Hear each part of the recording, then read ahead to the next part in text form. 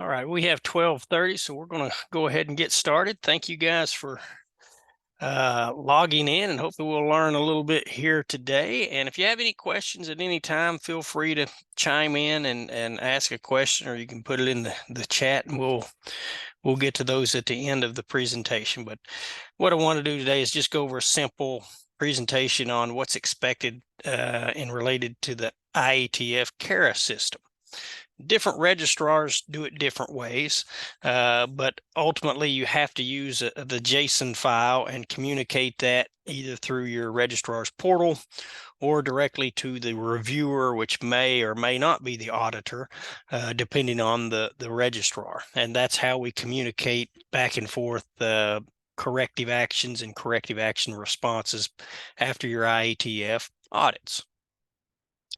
A little bit about me. I'm Joe Kirkpatrick. I work for UT Center for Industrial Services. I also work for a couple of registrars doing IATF and ISO audits, and I review the corrective actions that are submitted to me, and want to just give you some of my feedback on what's good, what's expected, what makes it easier for the auditor as well, because sometimes information is presented that's not easily understood, and that makes it difficult for the auditor and actually puts you at risk for having potential issues in the future, especially if your auditor changes over time. Timing for the corrective action responses. If you have a major nonconformance, you have to submit correction, root cause analysis, and a plan with timing, who's responsible, and what the plan is within 20 days. That needs to be submitted to the auditor or the reviewer, whoever that is in association with your registrar. For minors, the only difference is you have 30 days instead of 20 days. And this is calendar days. This is not work days or Monday through Fridays. This is calendar days. Within 60 days, everything has to be done, closed out, finished, verified, and done. If there's major nonconformances, you also have to have a verification audit, which most of the time, actually all the time now, it should be required that is done on site. That's within 90 days. The auditor or someone else from the registrar will need to come in and do a verification audit where they go through the major nonconformances, and sometimes they go through the minors as well. And basically that's a pass or fail. You have a certificate or you don't have a certificate at the end of that audit. There is the option of calling things 100% resolved but open, but that is only in extenuating circumstances where something could not be done due to maybe equipment coming from Japan that's going to take 6 months. There's no way you can get that done in 90 days. But that also needs to be approved by the registrar's veto powers. You're going to get a JSON file from either the auditor or the registrar. The only way you can edit or modify that is through the JSON file system, which I have online right here. The website for that is nc-cara.iatfglobaloversight.org. That's the only place that you can go to edit or manipulate the JSON file. And this is a screenshot of that website. And what you do is you upload your report, your JSON file that was sent to you from the registrar or from the auditor. You load it into this system. Once you load it in, you will see your corrective actions. If you were issued one corrective action, you'll have one listed there. If you had 15 corrective actions, you will have 15 there. Some important things on this web page is the edit function and the save function. To edit any of the corrective actions, you need to hit the pencil, which is this icon here. You hit that and you can edit that one nonconformance. Also, most importantly, is the save icon, and that's right beside the pencil, and that's a little arrow pointing down, and it saves the individual files. And I recommend that you save the individual files instead of one large file, especially if you have multiple corrective actions you're working on, because you are limited. There is a file size restriction. And sometimes companies go over that file size, and that makes it very difficult and cumbersome for the registrar and the auditor. Then they got to be able to save other documents, and that's not the way it's supposed to be. But we do work within those means if necessary. But it's ideally save each one individually. To edit any of the files, especially after you've already submitted, you must clear out your name in the JSON file. If you don't clear out your name here where it says organization's representative, you cannot edit the file. You won't be able to change anything in the file. So be sure to remember that, because most of the times your responses will not be accepted the first time through, and you'll have to change things or add things. And to do that, you need to take out your name in the JSON file.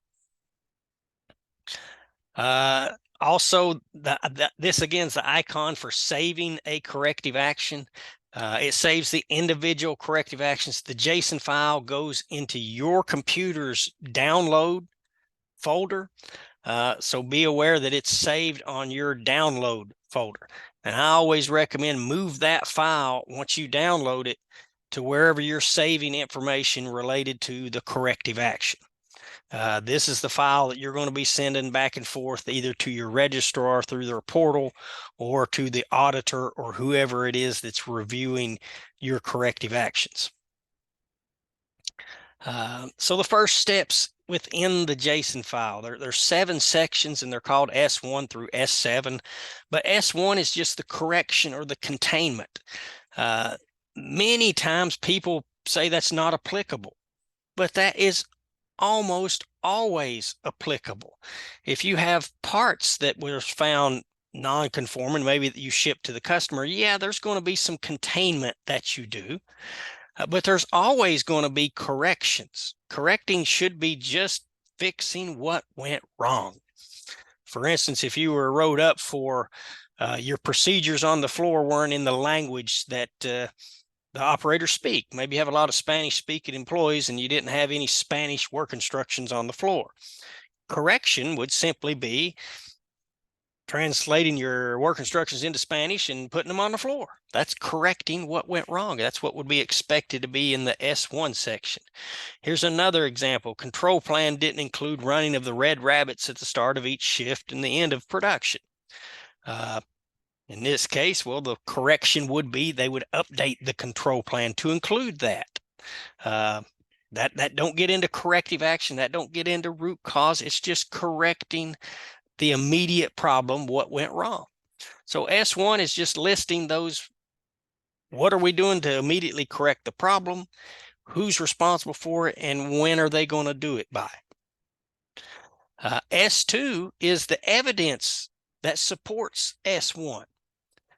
So you'd simply add information here that would support what you did in S1. So if it was updating procedures to be in Spanish, well, then I would expect to see some evidence here. Here's the Spanish procedures that we updated.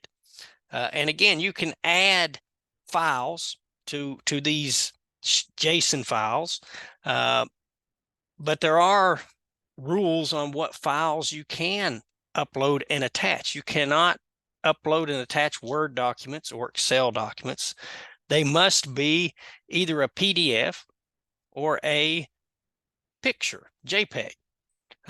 There are ways to make documents smaller size when you're doing PDFs. You may want to get with your IT person if you're having problems. If you're saving a document and it's 16 meg, that's probably a little bit big for what's going to be going into a JSON file. So you might want to get with your IT guy and ask him how you can save a file and be less, take up less space. Also, they don't necessarily need to be in color unless that's needed to show something specifically. Because if you save something in color, that makes the file much more bigger as well. S3 is the root cause analysis. And what I suggest you put in here is just reference, see my attached 5Y. And root cause analysis should be done using a 5Y, specifically a 3-legged 5Y, where you're looking at why the problem happened in the first place, why we didn't detect the problem, and maybe what systemically or why we didn't predict this problem. At least the first 2 legs you should have, why this occurred and why we did not detect it. But simply, you could put simply in this root cause analysis, see attached 5Y, and then attach the 5Y. There's also a question in S3 as to, does this root cause impact similar products, similar processes? And this is what I call a look across, read across. And most of the time, there's very few circumstances where I would be okay with someone putting no, but most of the time it's a yes. And this, I recommend that you use some kind of table to show what you did as a look across, read across. And here's an example of a table, and this is one maybe that the company didn't have their red rabbits on the control plan.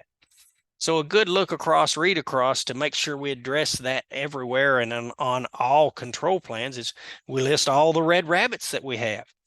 We could get the list of red rabbits probably from our calibration system. So we could get a list of those red rabbits, the part numbers associated with those red rabbits. Each one has a control plan. The part numbers have a control plan, or maybe you have a family control plan, and that's okay as well. But somebody's got to go through those control plans and determine, are the red rabbits called out? So in this case, they had, I don't know, 13 control plans, and they went through them, and 2 of them did not have them called out. And you're supposed to have your red rabbits called out in your control plan. That's an IATF requirement. And in this case, they don't need to take actions if they're already on there. But if they're not, they need to document the actions they did. Well, they updated this control plan on this date. They updated this control plan on this date. Because when the auditor comes back next year, when he's going to follow up on this corrective action, he might sample a different red rabbit or a different part number. And if we hadn't gone through this exercise and he pulled, part number NFS12, which is red rabbit number 10, and we didn't update the control plan, well, you're going to have a repeated issue. And that's going to be 2 major nonconformances next year, or potentially you lose your certificate if it's deemed that bad. Root cause analysis files. Here you update the file, the 5Y, the root cause analysis method that you utilized. And again, I would almost always recommend a 5Y. And then you list the root cause result. That's S4. That should be the last box within your 5Y on why the defect occurred or why the problem occurred and why we did not predict it. That should be the root cause result. Why did it happen? And it should almost always never be operator error. Why was there an operator error? Was it a training issue? Was it we didn't have the right skill set of employees, or something changed in the process and it wasn't communicated to the employees? It should never be operator problem, operator error.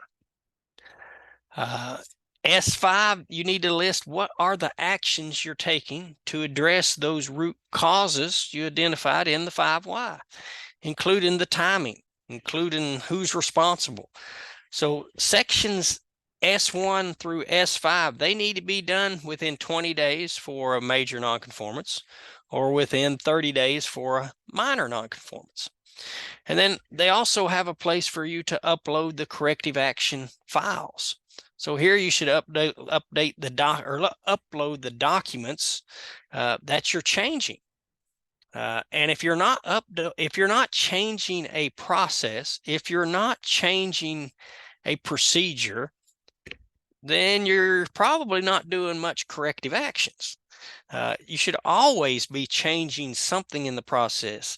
If we're just putting down there, we're going to retrain, that is totally not acceptable for IATF or really any good root cause analysis and corrective action. S6 is the evidence. We upload evidence that these updated procedures, these updated processes, these updated documents have been trained to, that they are implemented. That's what's expected in section S6. And S7's the last section. That's where you, not the auditor, but you, the organization, you guys need to verify how effective these corrective actions are. And this section should not be filled out until after all actions are done. This should be something that mimics an audit, where someone goes out, they go to where the problem occurred, they interview the people involved in that process, they sample data, they review data, and that's what should be documented here, that somebody did that. Because again, the auditor, when I come back, or the auditor comes back and does his verification audit for the majors, or at the next surveillance audit, we're going to go over the minor nonconformances. We're going to be doing the same thing. We're going to go out there and talk to the individuals. We're going to review data. We're going to review history. We're going to make sure that procedure, that process was updated. And if it was not, then that's actually a potential for two major nonconformances. And it's actually a potential now for you guys to lose your certificate. Because and I'll discuss this in next month's Lunch and Learn, where we go over the rules 6th edition changes. But one of the big changes in the rules 6th edition is, when the auditor comes back at the next audit event and he finds out that you didn't implement the corrective actions you said you were going to implement, it's not two major nonconformances. It's you lose your certificate. So that is a big change, and it's very important that you guys have someone that documents the effectiveness of the corrective actions. And I recommend it to be someone other than the person that did the corrective actions. Not that they won't be able to do a good job, but you should probably get somebody with a fresher set of eyes, so we're not with some kind of tunnel vision. If the person that's doing this review for effectiveness, verifying the effectiveness of this corrective action, if they don't find that it was effective, meaning they find similar issues, that's not the end of the world. That's okay. That should happen. It's better you catch it than the auditor in the next audit cycle, because you can back up and punt. That means your corrective action was not very effective, and you need to go back and revisit that corrective action. So that's the sections of the JSON file, sections S1 through S7. A couple of notes that I want to give you, or suggestions that I'll give you that helps the auditor. If your auditor combines some things, meaning they put 2 or 3 things together to make one nonconformance, which sometimes auditors do. I do that sometimes, especially if I'm combining a bunch of things together and calling it a major nonconformance. You need to address all the things, and a good auditor should be doing like I did in this case. We have an A and a B. That's 2 different issues that we've combined in this objective evidence. Your corrective actions need to address both the A finding and the B finding. And I would suggest you do 2 8Ds, 2 sets of corrective actions, 2 sets of verifications, because they're 2 different issues most of the time. Also, in your files, name your files something that makes sense. Meaning, if you're updating control plans, control plan updated, that would be fine. In this case, if there's an A and a B, I would want that file numbered A and B, so I can easily track, hey, this is associated with finding B, and this was associated with finding A. If you want additional information from me, this is my contact information. You can email me, and I think most of you guys are on my email list, and I send out an email once every month or 2 or 3. Also, UT, Center for Industrial Services, which I work for as a consultant, they have a newsletter they put out. And if you want to be on that newsletter, there's a QR code there. You can register, and you don't get no spam email, but you get their newsletter, and it has information not only on quality, but anything else related to manufacturing, health and safety, environmental, UT, and UT is just one of, there's over 50 MEP programs in the United States. Each state has at least one. Some states have two, but it's federally grant funded for the most part. We do offer trainings. We do offer services and consulting. And a lot of times that's paid for with grant money. Sometimes it's not, but a lot of times it is. Anybody have any questions? I'm going to open it up to questions. Anybody got any questions you want to ask about JSON files or your auditors, their findings, your registrars?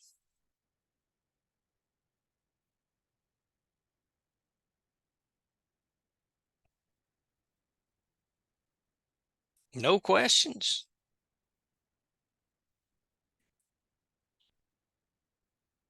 Somebody's got to have a question. Got to have at least one question before we end this thing.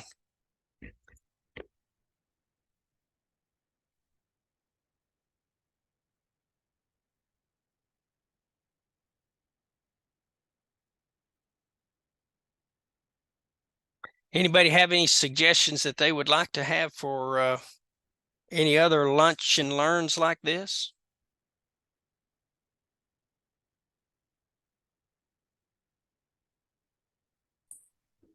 Just a quiet group today, huh?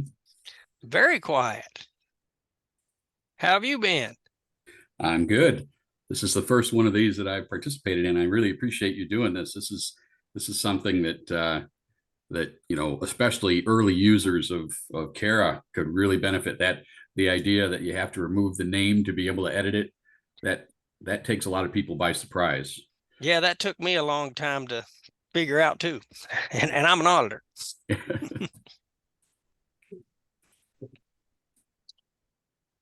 Hey, Joe, Yes.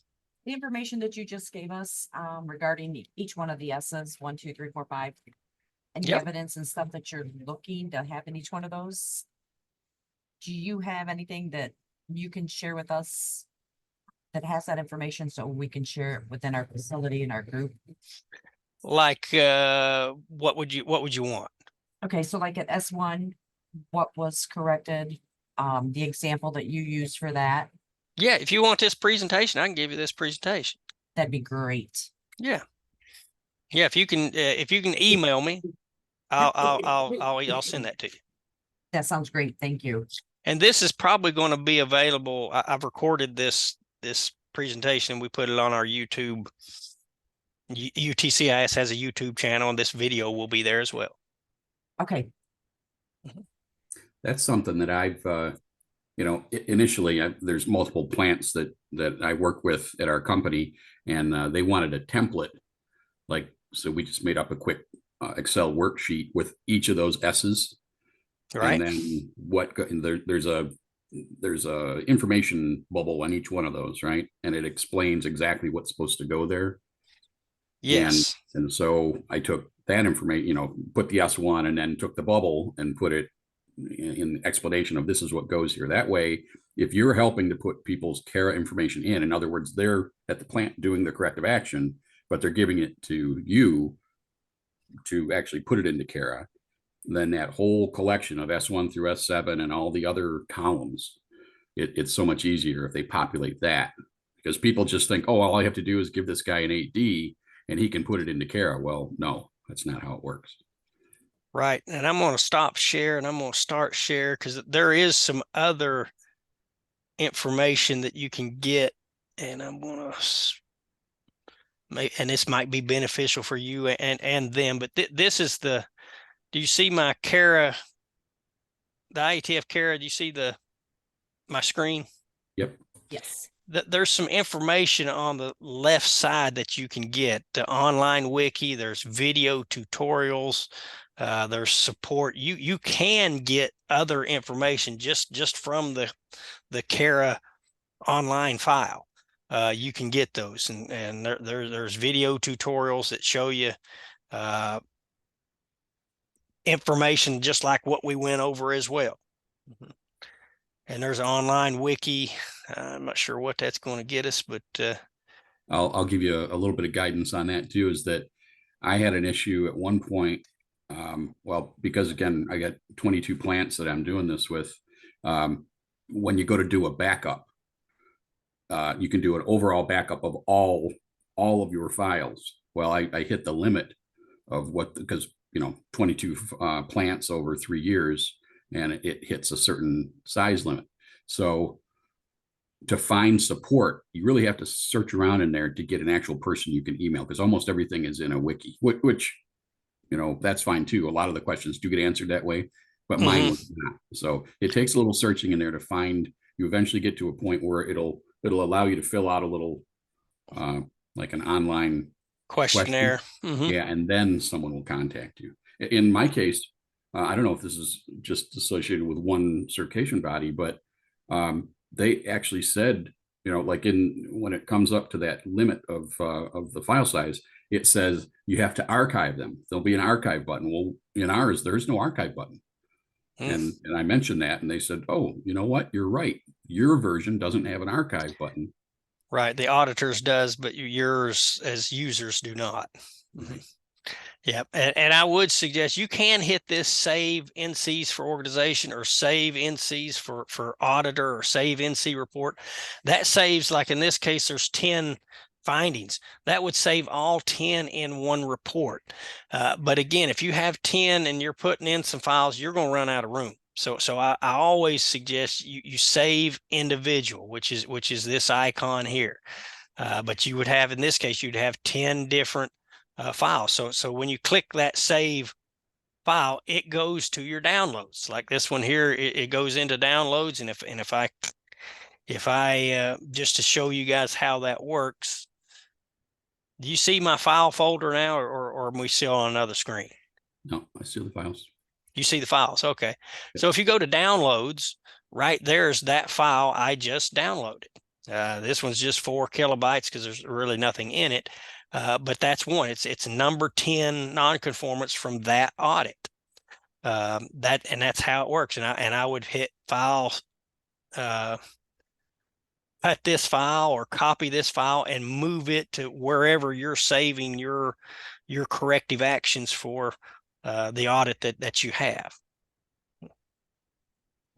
That's maybe another point that can be mentioned here, is that CARA saves it in what turns out to be a pretty long file name. And at least in the case of NSF as a certification body, when you go to save that JSON file and upload it into their portal, it's too long. And they'll tell you in the instructions, do not mess with the file name. Well, that's wrong. You can mess with the file name all you want, as long as you don't take away the JSON extension. Yeah, they say in the JSON training there, the file, it says, they say do not edit the file. But with NSF, when you're uploading into their portal, this file name might be too long. So I would rename it. And what I typically do is you got to keep the .json, but I would take off, some characters, boom, like that right there.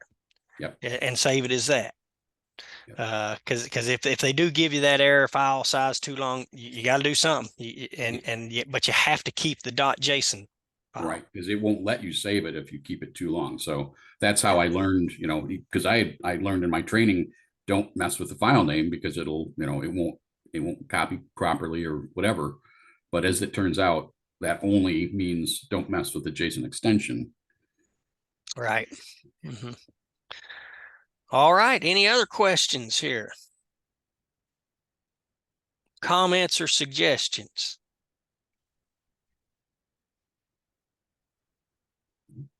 I'm good. I appreciate you doing the presentation, and I learned some things about CARA that I didn't know. Well, good, and I'm glad. That's what we want to do. We want to educate as many people as we can, so it makes it easier on them and the registrars and the auditors. Well, very good. We got 30 minutes now. We will call it a day. Thank you guys, and I will hopefully see you guys next month on the one I'm going to go over with changes to the rules, which go into effect January 1st. Great. Thank you. All right. Thank you, Joe. Thank you.